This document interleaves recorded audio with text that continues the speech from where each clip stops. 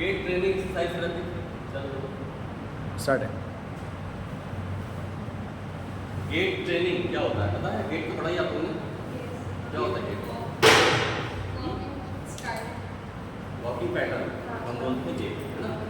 Gate training एक exercise करेंगे, तो एक्सरसाइज करेंगे तो गेट ट्रेनिंग जो लेते हैं वो हम लोग यहाँ डिस्कस करने जा रहे हैं। कैसे गेट ट्रेनिंग, कोई मान लो चलने में कुछ दिक्कत है ना, कोई भी पैरालाइज है या आर्थराइटिस कंडीशन है या किसी भी न्यूरोमस्कुलर डिस्टर्ब कोई इस तरह की प्रॉब्लम है, तो उसमें हम लोग कैसे गेट ट्रेनिंग देंगे। क्या है इंट्रोडक्शन, डेफिनेशन क्या होती है? Gait training is a therapeutic exercise programme design to improve walking ability, safety and efficiency patient with impaired gait due to injury, disease and disability. जिन पेशेंट में कोई भी गेट एबनॉर्मलिटी है किसी इंजरी की वजह से, किसी डिजीज की वजह से या किसी डिसेबिलिटी की वजह से, ठीक है, तो उनको हम लोग सिखाते हैं वॉकिंग पैटर्न, कैसे आपको चलना है, walking ability, safety and efficiency. ठीक है, मतलब सेफ्टी आप कैसे चल सकते हो कि आप गिरो ना और अच्छे से आपको कोई दिक्कत ना हो, आप मूवमेंट करो। ठीक है, पर्पस क्या है? Restore normal walking pattern. इसका पर्पस क्या है हमें सिखाने का? रिस्टोर नॉर्मल वॉकिंग पैटर्न, जिसका नॉर्मल वॉकिंग पैटर्न था उसको रिस्टोर करना, इम्प्रूव बैलेंस, बैलेंस को इम्प्रूव करना, स्ट्रेंथन मसल, जो मसल्स है उसकी उसको स्ट्रेंथ लाना, and enhance functional independence, patient को फंक्शनली इंडिपेंडेंट बनाना। कोई पैरालिटिक केस है मान लो, तो बेड रिडन है, उसको खुद इस लायक बना दो कि वो अपने आप अपना काम कर सके, अपना डेली जो डेली एक्टिविटी उतनी वो करते हैं, उतना उसके लिए बहुत है।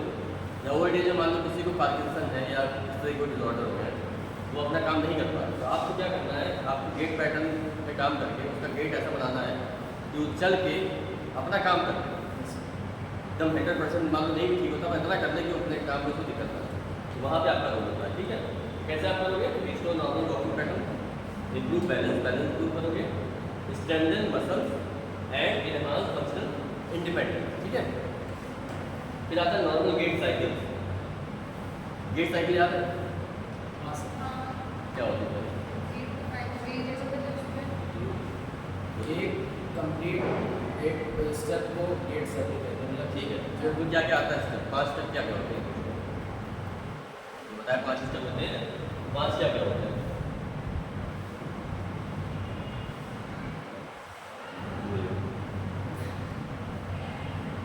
इसीलिए कहते हैं रसो मत स्टांस ऐसे नहीं करो ना, हमने क्या उसका पैटर्न बताइए, गेट पैटर्न। ऐसे तो आप 5 कहीं भी आपने बताई होंगे। सर गेट पैटर्न होता है पहले आदमी पहले वो पैर उठाता था करने के लिए, तो उसमें हील वो फ्लोर को छूटा है, पहले हील छोड़ती है फ्लोर को, फिर टो, फिर एयर में आता है, फिर टो टच होता है, हील स्टेप होती है। ये 5 उस पर होता है। बताया सही है, ये पैटर्न ऐसे नहीं होता। सबसे पहले क्या हुआ? Heal strike. ठीक है, पैटर्न याद कर लो तो रखना नहीं पड़ेगा। हील स्ट्राइक, पहले हील रखा, फुट फ्लैट, मिड स्टांस, मतलब हील स्ट्राइक हुआ, फिर हील टच किया, फुट फ्लैट हुआ, पूरा पैर टच हो गया, मिड स्टांस हुआ, उसका प्रेशर आया। ठीक है, फिर हील ऑफ टो ऑफ, ये होती है। मतलब ये होता है आपका वॉकिंग पूरा से होता है। Gait cycle. स्टैंडिंग से होता है। तुमने उल्टा बताया सही है, लेकिन उल्टा है। मतलब तुमने क्या कहा? रखने के बाद कैसे होगा? मैंने कहा कि वो खड़ा है, इसके बाद पहला कदम जब हाँ, पहला कदम। लेकिन ये होता है आपको स्टार्टिंग गेट साइकिल में पहले हील स्ट्राइक होगा, फुट फ्लैट, मिड स्टांस, फिर हील ऑफ टो, ये आपको 5। ठीक है, तो ये अगर पैटर्न याद रखोगे दिमाग में कभी भूलोगे नहीं, इसके बाद लिखोगे आराम से। ठीक है,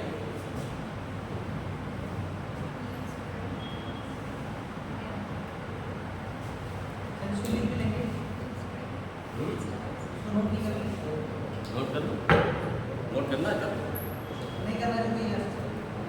अगर करना कर दो, याद हो जाए मत करो।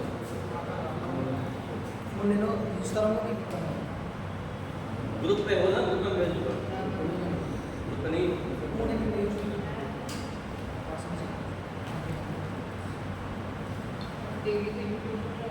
अभी सुनो, पढ़ लो, बाद में इसको कर देना। ठीक है, हाँ ठीक है। तो आपका नॉर्मल गेट साइकिल आपका क्या होगा? Gait cycle from heel strike of 1 foot to the next heel strike, मतलब पहले हील स्ट्राइक से पूरा हो गया, फिर दोबारा जब हील स्ट्राइक किए वो पूरा फेज आपका होगा गेट साइकिल। इसमें क्या होगा? स्टांस फेज और स्विंग फेज। स्टांस फेज में जो मैंने बताया कि 5 आ गए, और स्विंग फेज में जब पैर हवा में ड्रॉप हो गया, पैर उठा के आपने रखा, ये हो गया स्विंग फेज। फिर जब टच किया, ये हो गया आपका स्टांस फेज। स्टांस फेज में आपके पास आते हैं स्विंग फेज में, जब आपका पैर टच नहीं है, ठीक है। तो gait cycle from heel strike of one foot to the next heel strike to the same, ये हो गया आपका गेट साइकिल।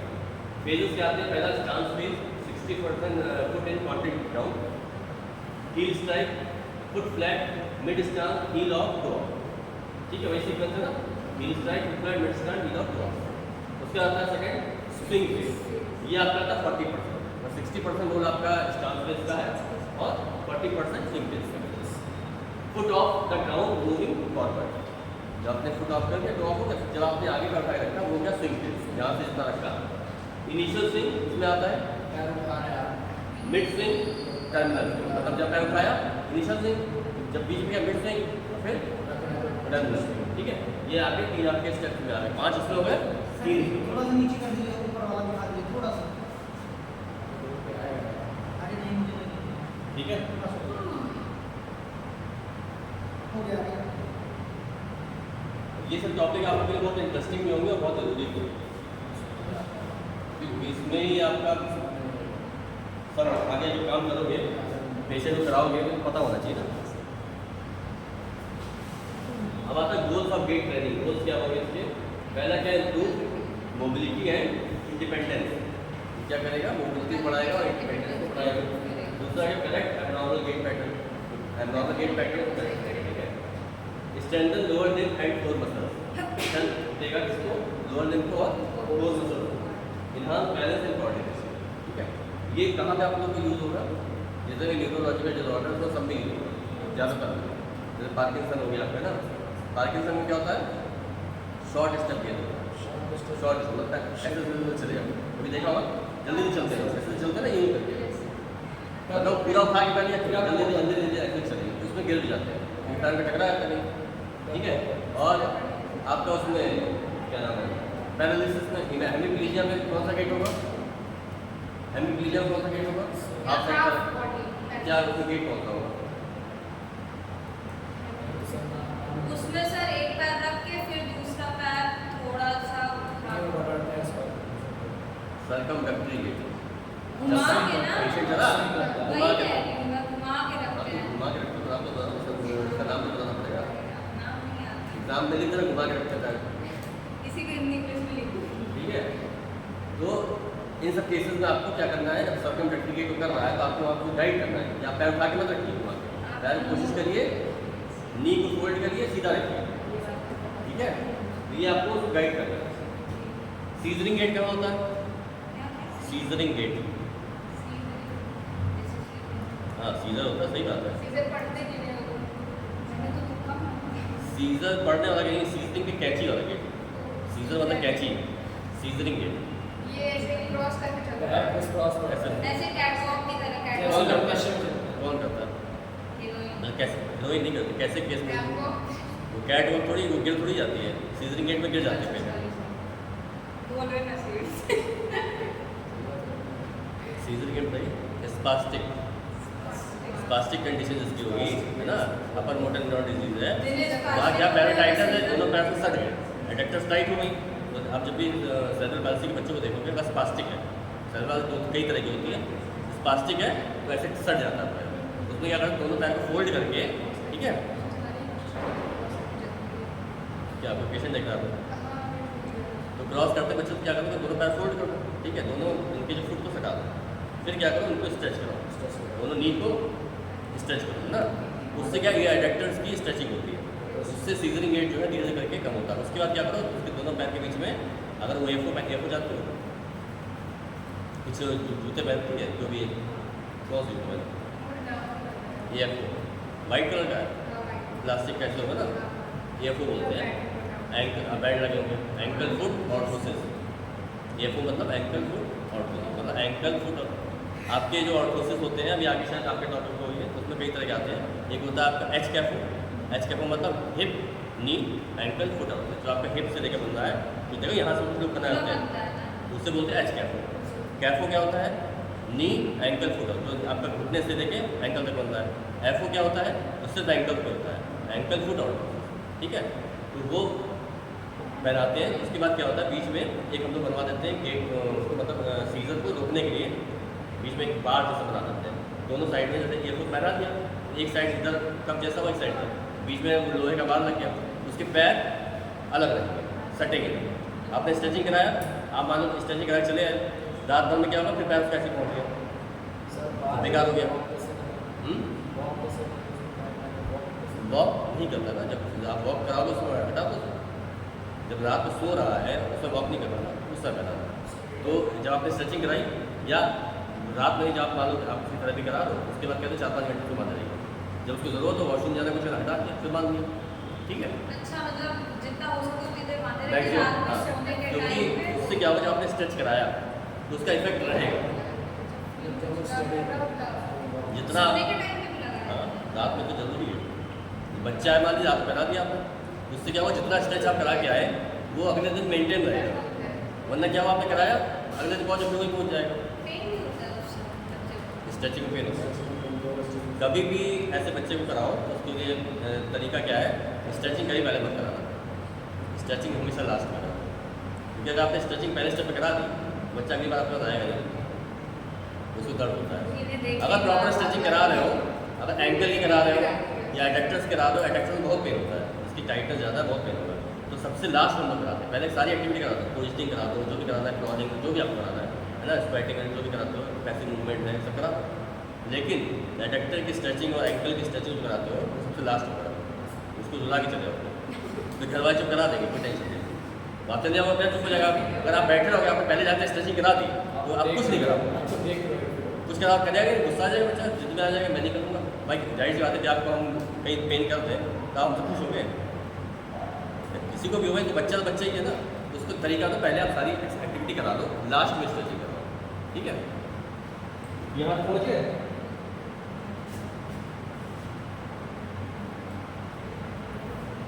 ये टिप्स आपको कोई देगा नहीं, ये पर्सनल टिप्स है जो मैं दे रहा हूँ, ठीक है। चलिए आगे, reduce risk of fall and secondary complication, मतलब गिर जाएगा या कोई सेकेंडरी कॉम्प्लिकेशन कैसे आएगा। मान लो कोई पैर घुमा के रख रहा है, तो घुमा के चलता रहेगा, क्या होगा, उसकी कमर में दिक्कत हो जाएगी, है ना। पहले से उसकी या तो टेढ़ी हो जाएगी, या जो ग्लूटियल मसल है उसमें कोई दिक्कत आ जाएगी, या कोई नर्व इन्वॉल्वमेंट हो जाएगा, स्पाइनल डिफॉर्मिटी, कुछ ना कुछ हो जाएगा, ठीक है।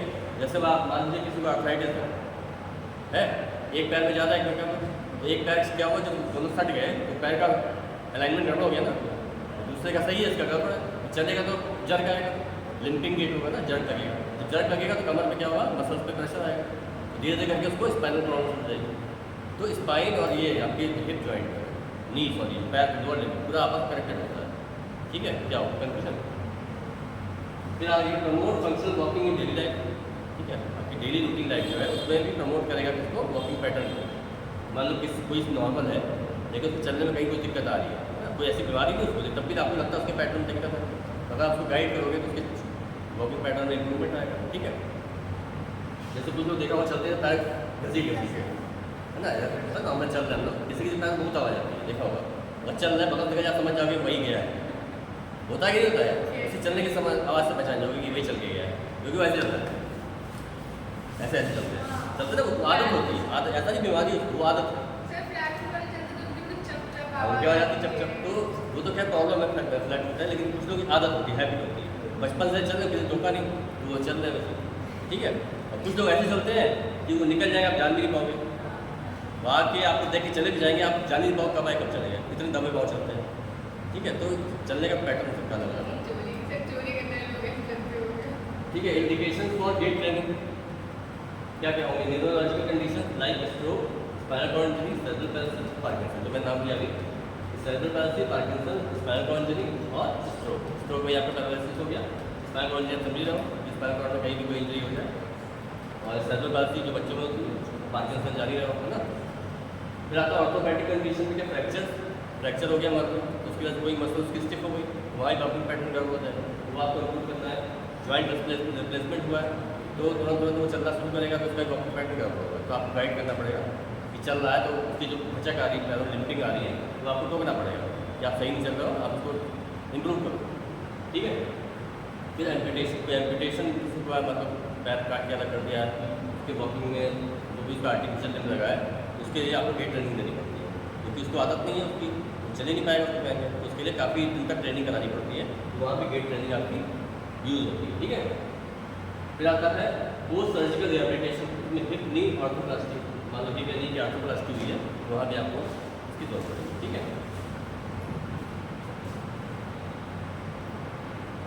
फिर आता है मस्कुलोस्केलेटल वीकनेस, इसमें क्या आएगा, एल्डरली तो मतलब ओल्ड एज में जा रहा है, उसके क्या होगा, मस्कुलोस्केलेटल वीकनेस होगी, है ना, तो वहाँ पे आपको इम्प्रूव करना है, और डीकंडीशनिंग पेशेंट। ठीक है, ये दोनों चीज़ें आपकी होंगी, इसमें जरूरत होगी। फिर आता है बैलेंस एंड कोऑर्डिनेशन प्रॉब्लम, जिसको बैलेंस या कोऑर्डिनेशन की प्रॉब्लम होगी वहाँ पे क्या देंगे। फिर आता है principles of blood test, individualised based on patient condition and, मतलब आपको कैसा प्रिंसिपल जो है उसमें क्या अपडेट होनी क्या है, इंडिविजुअलाइज्ड होगा, तो सब पेशेंट का अलग अलग होगा, ऐसा नहीं कि सभी को एक ही जैसा बनाना है। बेस्ड ऑन पेशेंट कंडीशन, जैसे उसकी कंडीशन है उस हिसाब से आपको गोल बनाना है। ठीक है, गोल डिसाइड करना है कि इसकी वॉकिंग पैटर्न दिक्कत आ रही है, उसको भी इम्प्रूव करना है।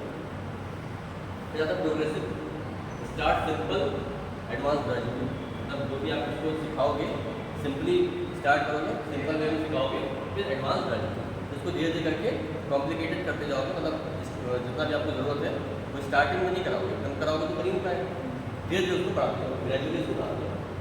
फिर आता functional training should be mimic real life, है ना, ट्रेनिंग आप दोगे तो ऐसी दोगे एकदम रियल लाइफ में जो चलते हैं, जैसा उसका रियल मूवमेंट था उस तरह से चलना चाहिए, तो उसी को कॉपी करना है।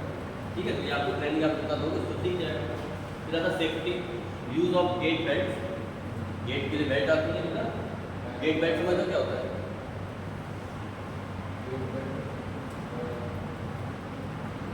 वॉक करने के लिए वो आप जो कराते हो उसमें गेट बेल्ट नहीं पहनता? अच्छा, क्या पहनाते हो? मैं नहीं कराती, एक कराती।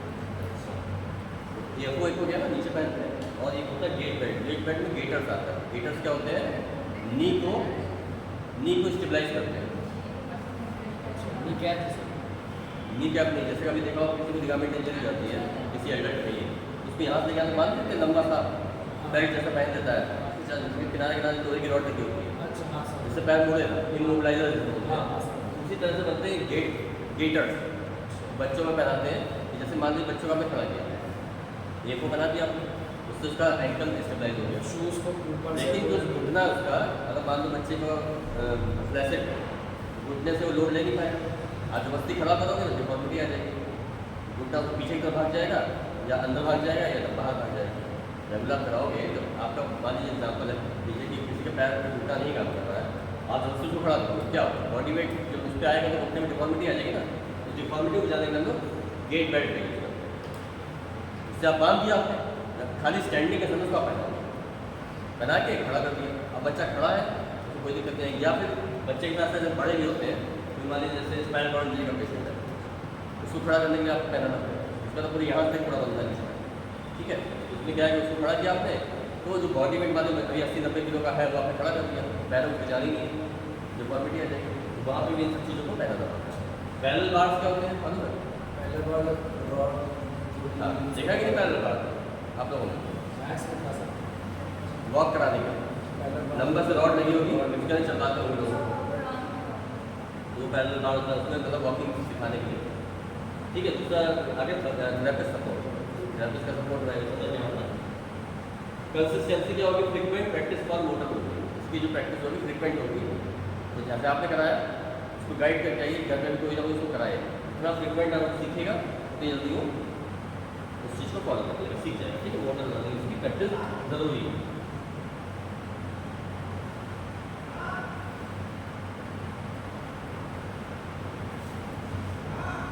नेक्स्ट आता है gait training method and techniques. पहला क्या आता है, प्रिपरेटरी एक्सरसाइजेस, इसमें क्या है, स्ट्रेंथनिंग, जब भी आप कोई गेट ट्रेनिंग करा दो तो आपको प्रिपरेटरी एक्सरसाइज करानी पड़ेगी मसल्स के स्ट्रेंथ बनाने के लिए, क्योंकि सॉरी गेट पैटर्न जो गड़बड़ा रहा है, क्यों गड़बड़ा रहा है, मसल्स की वजह से, भाई किसी को पैरालिसिस हुई है या किसी का ऑपरेशन हुआ है या किसी को चोट लगी है ना, या कोई मान लो न्यूरोलॉजिकल डिसऑर्डर है, तो है तो मसल्स की वजह से ना, गेट पैटर्न सारा मसल्स की वजह से दिक्कत होती है, तो आपको मसल्स को पहले काम करना है, मसल्स पे आपको चेक करना है कि उसका गेट पैटर्न जो है किस तरह का है और उसमें कौन सी मसल काम कर रही है। मान सीजनिंग गेट है तो आपको एडक्टर पर काम करना है, ठीक है, उसका एडक्टर टाइट है और एडक्टर वीक है, एडेक्टर वीक है ना, तब तक टाइम अगर पैर का अंदर भाग रहा है तो मतलब एडेक्टर से अपना काम नहीं कर पा रही है, एडेक्टर को खींच दे रही है, इसका मतलब एडेक्टर उसकी वीक है, तो एडेक्टर की स्ट्रेचिंग करा दी और एडेक्टर की स्ट्रेंथनिंग करा दी। ठीक है, ये आपको ध्यान रखनी है, जो टाइट है उसका आपको स्ट्रेच कराना है, उसके अपोजिट मसल का स्ट्रेंथनिंग कराना है। तो यहाँ पे strengthening quadriceps, hamstring, gluteal, glutes and calf muscles. ठीक है, ये सारी आपको जितनी भी लोअर लिम्ब की मसल है उससे आपको काम करना है, वेट में सारा यूज होगा, है ना। तो क्वाड्रिसेप्स हो गई आपकी, हैमस्ट्रिंग हो गई, ग्लूट्स हो गई, काफ मसल्स, ये मेन मसल्स होती हैं आपकी लोअर लिम्ब की, इसका आपको काम करना है। नेक्स्ट आता है range of motion, hip knee ankle mobility, hip की नी की एंकल की मोबिलिटी आपको चेक करनी है, किस जॉइंट से दिक्कत आ रही है, कई बार एंकल से दिक्कत होगी, कई बार नी जॉइंट से दिक्कत होगी, कई बार तीनों इन्वॉल्व होंगे ना, जो इन्वॉल्व है उससे आपको वर्क करना है, उसको इम्प्रूव करना है। फिर आता है बैलेंस ट्रेनिंग। ठीक है, इसमें स्टैटिक ट्रेनिंग, बैलेंस ट्रेनिंग आप कैसे दोगे, देखिए स्टैटिक होता है तो खड़ा करके उसकी बैलेंसिंग कराओगे, एक होता है डायनेमिक, वॉक कराओगे ना, उसकी बैलेंस चेक करोगे, वॉक कैसे कराओगे, बैलेंस चेक करने के लिए सपोर्ट के साथ करते रहेंगे उसको।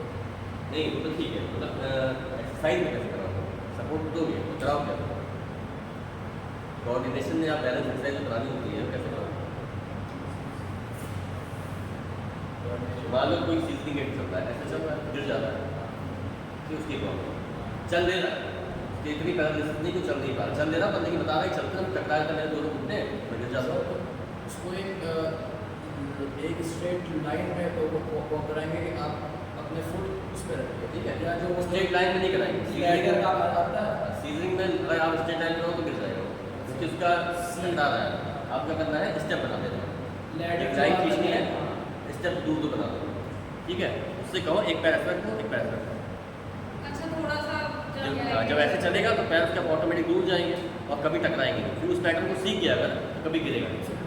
वॉक में क्या करना है, डग वॉक का आर्थराइटिस होती है, ऐसे ऐसे उसमें भी जो होता है गेट, हाँ गेट स्टेप है, तो गेट पैटर्न वही होता है डग गेट या वार्डरिंग गेट, ठीक है, उसमें ऐसे चलता है जैसे लैडर मतलब जो करेंगे लैडर जो लैडर ये फ्लोर है, हाँ उसकी तरफ, ठीक है, कहाँ पर balance training static and dynamic हो गया, ठीक है। फिर आता है weight shifting side to side और बैकवर्ड, उसको आप क्या करोगे, खड़ा करोगे, उससे कहोगे पहले एक साइड पे वेट डालें फिर दूसरी साइड डालें, फिर एक साइड पे फिर ऐसे करेंगे, क्या आगे की तरफ आए पंजे पे, पीछे गिरे हील पे जाए, फिर आगे की तरफ आए पंजे पे, फिर हील पे जाए, तो इससे क्या होगा बैलेंसिंग इंप्रूव होगी, जब पंजे पे आया और वो गिरना लगेगा, एक दो बार आप सपोर्ट करो, ठीक है, फिर पीछे आया तो गिरने लगे तो धीरे धीरे वो इस चीज़ को इम्प्रूव कर जाएगा, चलने में कभी भी मान लो अगर डगमगाया तो अपने आप को संभाल देगा, ठीक है। तो इसमें वेट शिफ्टिंग करेंगे साइड टू साइड और बैकवर्ड। फिर आता है गेट ट्रेनिंग इन पैरेलल बार में उसको ट्रेनिंग कराएंगे, चलना सिखाएंगे, initial stage for safety purpose से उसको इनिशियल स्टेज से स्टार्ट करेंगे, ठीक है।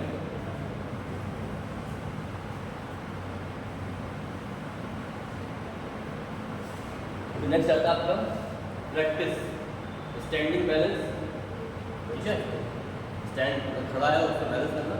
दूसरा आता है वेट शिफ्टिंग, वेट शिफ्ट करना एक पैर से दूसरे पैर पर, रिवाइजर रिवाइजर रिवाइजर रिवाइजर, ठीक है। फॉरवर्ड बैकवर्ड स्टेपिंग, एक बार पैर को आगे निकाले फिर पीछे करेंगे, आगे निकाले फिर पीछे करेंगे, इस तरह से करेंगे। फिर आएगा साइड स्टेपिंग, साइड वॉक, ठीक है, साइड वॉक मतलब खड़े होकर पैर ऐसे रखा फिर ऐसा करा, फिर ऐसे कर साइड वॉक अलग होता है, साइड स्टेपिंग मतलब एक पैर ऐसे रखा फिर ऐसे समझ आ रहा है, साइड स्टेपिंग, ठीक है। ये मतलब इनिशियल स्टेज है, वॉकिंग पहले नहीं कराओगे, ये पहले सिखाओगे तब उससे कहो साइड वॉक करिए, पहले साइड वॉक थोड़ी करा दो, पहले सिखाओगे ना, पहले आपने फॉरवर्ड बैकवर्ड स्टेपिंग सिखानी है, साइड स्टेपिंग सिखानी है, फिर आप उससे कहोगे आप फॉरवर्ड वॉकिंग करिए, साइड वॉक करिए। जिनको भी न्यूरोलॉजिकल प्रैक्टिशन की वजह से दिक्कत आ रही है तो साइड वॉक जरूर करेंगे, साइड वॉक करने से क्या होता है उनका पैटर्न है वो इम्प्रूव कर जाता है, ठीक है। फिर आता है progressive gait training, progressive gait training में क्या आएगा, पहला था assistive device, walkers, crutches, canes, independent walking, ठीक है। इसमें आपका क्या क्या आ जाएगा, वॉकर्स आएंगे, क्रचेस आएंगे, केन्स आएंगे और इंडिपेंडेंट वॉकिंग होगी, है ना। असिस्टिव डिवाइस में आपको क्या आएगा वॉकिंग, सब पता, लॉकर क्रेन क्रच और केन्स क्या होता है, गेन स्टिक अच्छा तो क्रचेस का मतलब इसमें क्रच वो था जो आपके यहाँ पे लगा सकते यहाँ हैं से पूरा चलता वैसा है। की वॉकर समझिए जो गोल वाला होता है इंडिपेंडेंट वॉकिंग सीख जाएगा। सबसे पहले वो है मतलब सीरीज से पहले क्या करोगे, किसी का ऑपरेशन हुआ घुटना रिप्लेस हुआ वॉकर करवाया, ठीक है, वॉकर्स के बाद उसको क्रचेस दिए, क्रचेस के बाद गेंस पे आ गया, गेंस के बाद इंडिपेंडेंट वॉकिंग, ठीक है। सेकंड आता है partial weight bearing to full weight bearing progression, मतलब पार्शियल से फुल वेट बेयरिंग तक कैसे जाएंगे, इसका प्रोग्रेस कैसे करेंगे। टाइम हो गया है, इसमें से पढ़ाई में जा इसको खत्म कर दो, थोड़ा बचा था, ज़्यादा नहीं बचा। तीन बनने वाले तीन ही में से बचे हैं।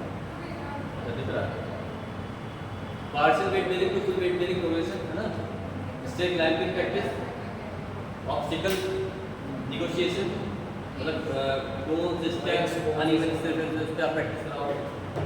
फिर आता है स्पेशलाइज्ड टेक्निक्स, ठीक है, treadmill training, robotic assisted gait training, treadmill training समझ रहा हूँ ना, ट्रेडमिल से रोबोटिक असिस्टेड, आजकल रोबोटिक चल रहा है कि रोबोटिक एक्सरसाइज चला रहा है, हाँ रोबोटिक ट्रेनिंग होती है, रोबोटिक एक्सरसाइज होती है, मतलब रोबोट पूरा बांध दिया उसको बेल्ट से और वो रोबोट चलेगा, साथ साथ भी चलेगा। हमारे हम इंडिया में क्या होता है? क्यों नहीं होता?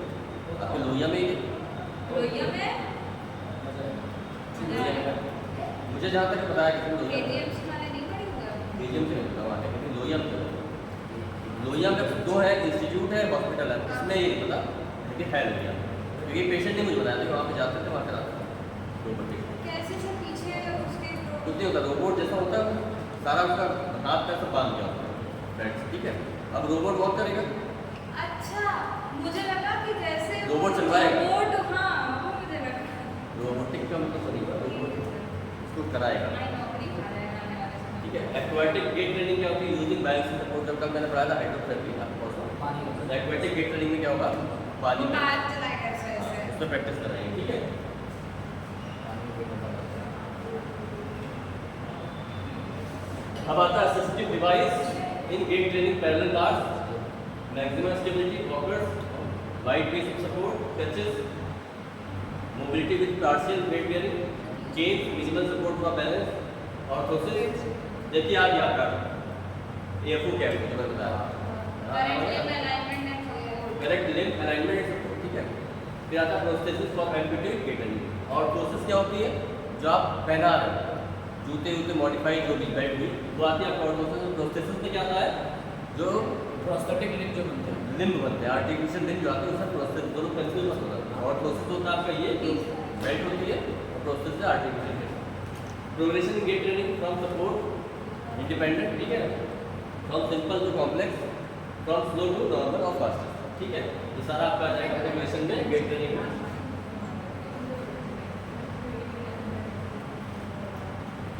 अब आता है प्रिकॉशन एंड सेफ्टी।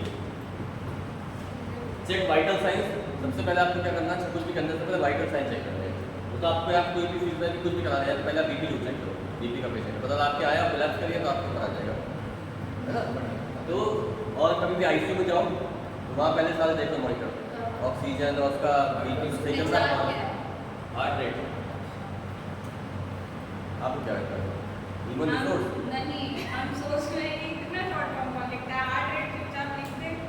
तो बीपी भी शॉर्ट फॉर्म लिखा हुआ है, बीपी तो ब्लड प्रेशर वो तो नॉर्मल है, हार्ट रेट एचआर लिखा है, हार्ट रेट आपको नहीं देखा होगा, शॉर्ट में एचआर लिखा है, हार्ट रेट बीपी SPO समझिए, ठीक है।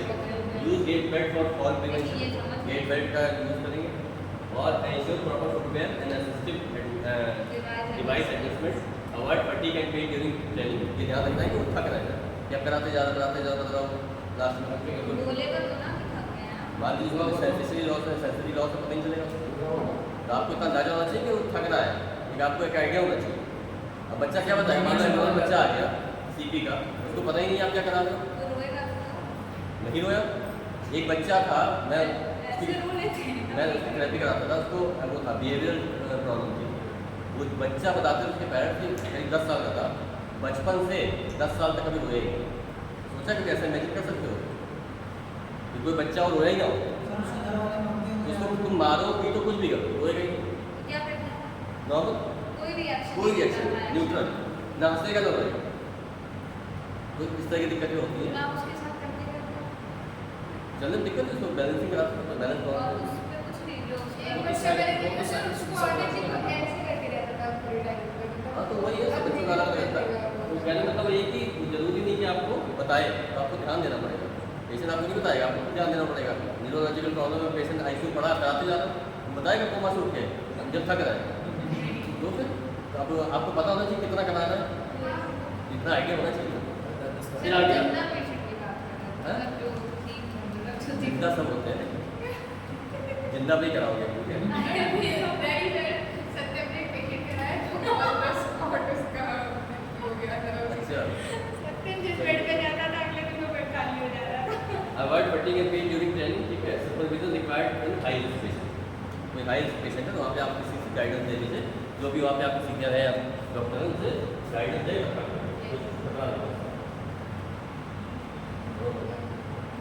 फिर आता है benefits of git training. Benefits क्या है? Improve walking speed, endurance and efficiency, enhance balance and reduce all this, build confidence in mobility, prevent secondary complications, contracture या muscular atrophy, improve cardiovascular fitness and independence. Here are the examples of gait training session.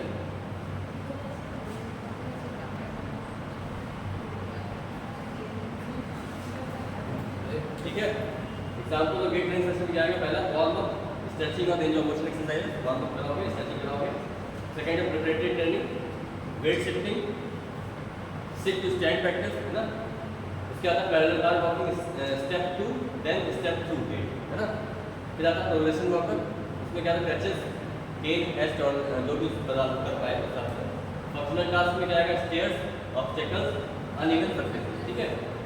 फिर cool down, breathing and relaxation exercise कराओगे उसको, समझी जो पढ़ाया है, ठीक है। ये टॉपिक आपका कंप्लीट छोटा है क्या चीज़? सर ये समझ में आया, ये पूरी स्लाइड साफ हो 60 बेड में 7 लोग यही रहेगी, प्रोसेस कर रहेगी आपका पार्ट समझिए समझी रहेगी, यही हमारी इसमें था। है। सर ये पहला स्लाइड है, इसके साथ सर ये पहले में समझ में आया पूरा आ गया है। सब पूरा नीचे कर दिया